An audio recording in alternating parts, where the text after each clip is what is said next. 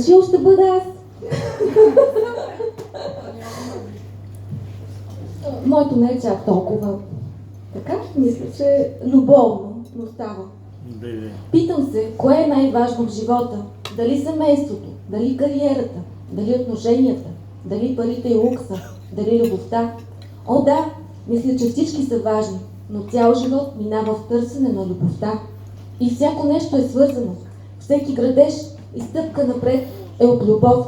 Не е задължително да е към човек. Така сме устроени, че да търсим прегръдка, топлота, миг нежност, мила дума и погалване. И как се познава, че любовта е истинска? Има един специален пламък в очите и едно лудо препускане на сърцето, едно неустимо желание за докосване и усещане, че си у дома за свързаност и отдаденост, нужда за сливане на всички нива.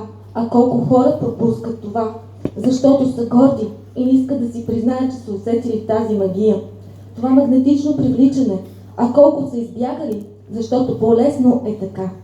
Благодаря.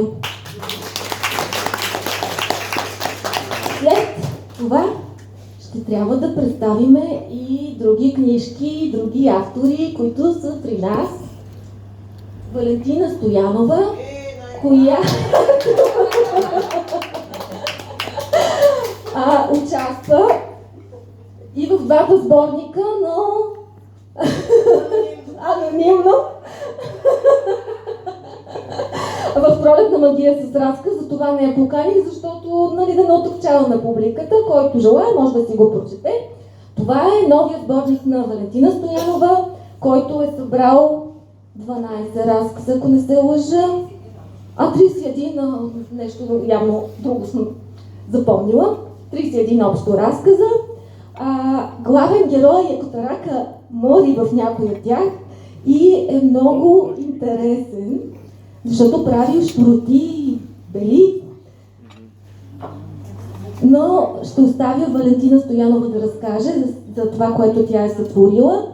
И ако желаете, вътре във всяка книжка има по един специален подарък за тези, които са си я закупили.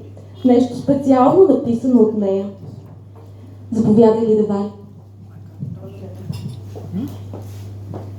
Здравейте на всички! Много се радвам, че сте тук. Много съм ви благодарна. И искам първо да кажа това, че има тук една група хора, които са дошли специално за мен. И искам да ги поздравя и да им благодаря от все сърце, че ме уважихте. Сега, за тези, които не ме познават, аз съм Валентина Стоянова. Всички ме знаят читатели като Лида Вали.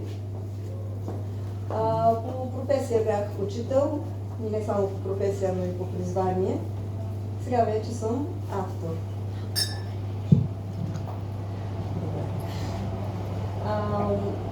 С писането започнах, когато беше ковида и бяхме затворени в къщи. И аз изведнъж намерих това, което в мен явно е стояло много дълго време и започнах да пиша първата си книга, първия роман "Нейният истински живот". С него аз тръгнах в това приключение литературно, с което вече съм и до сега.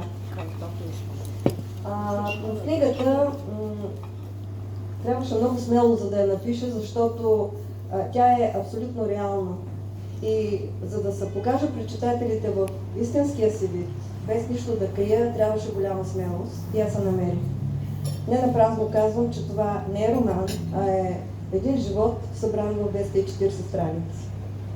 Книгата има аудиозапис към Съюза на слепите в България, така че всички незрящи хора в страната също могат да я чуят или по тяхно да я прочитат. Имам авторска страница на Лида Вали във Фейсбук.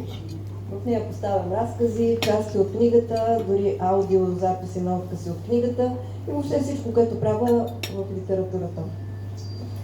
Сега разказите. Те се появиха, докато аз пишех книгата, най-неочаквано.